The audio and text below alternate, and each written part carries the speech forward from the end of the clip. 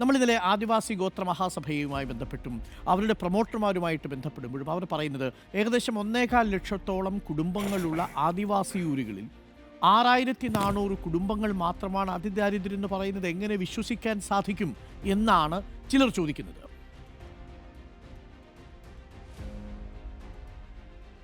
ഞാൻ ചോദിക്കുന്നത് ഈ പ്രക്രിയ ഗ്രാമസഭ ഇത്തരം മേഖലകളിലെല്ലാം നടന്നിട്ടുണ്ടല്ലോ. അപ്പോൾ ഈ സംഘടനകൾ ഗോത്രമഹാസഭയ്ക്കൊക്കെ അന്ന് ഇത് തോന്നിയിട്ടില്ലായിരുന്നു? അവരാരും ഇതിൽ പങ്കെടുത്തിട്ടില്ലേ? ഗ്രാമസഭ എന്നുള്ളത് LDF പരിപാടിയല്ലല്ലോ.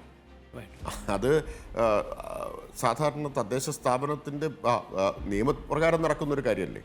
പഞ്ചായത്ത് രാജ് നിയമപ്രകാരവും ഒക്കെയല്ലേ ഗ്രാമസഭയും മുനിസിപ്പൽ നിയമപ്രകാരം വാർഡ് സഭയും നടക്കുന്നത്. അപ്പോൾ എല്ലാ ഗുണഭോക്താക്കളെയും ഇങ്ങനെയല്ലേ തിരഞ്ഞെടുക്കുന്നത്? ഏത് സർക്കാർ പദ്ധതിയുടെയും ഇപ്പോൾ ലൈഫിൻ്റെ ഗുണഭോക്താക്കളെ ഇങ്ങനെയല്ലേ തിരഞ്ഞെടുത്തിട്ടുള്ളത്? അപ്പോൾ വീണ്ടും ഈ ഉത്തരവാദിത്വമില്ലായ്മ അവരുടെ ഉത്തരവാദിത്വമില്ലായ്മ കൂടിയാണ് വെളിപ്പെടുത്തുന്നത്. ഇപ്പോൾ ഈ 4.5 കൊല്ലം കഴിഞ്ഞിട്ട് ഇത്ര പേരെ ഉള്ളൂ എന്ന് ചോദിച്ചാൽ ഗ്രാമസഭയിൽ പോയിട്ടല്ലേ അവരുടെ കൂട്ടത്തിലുള്ള അർഹരായിട്ടുള്ള ആളുകൾ വന്നിട്ടില്ലെങ്കിൽ അത് ചൂണ്ടിക്കാണിക്കേണ്ടിയിരുന്നത്. ഇനി അവരുടെ ഭാഗത്ത് നിന്നുള്ള ഉത്തരവാദിത്വമില്ലായ്മ കൊണ്ട് ആരെങ്കിലും വിട്ടുപോയിട്ടുണ്ടോ?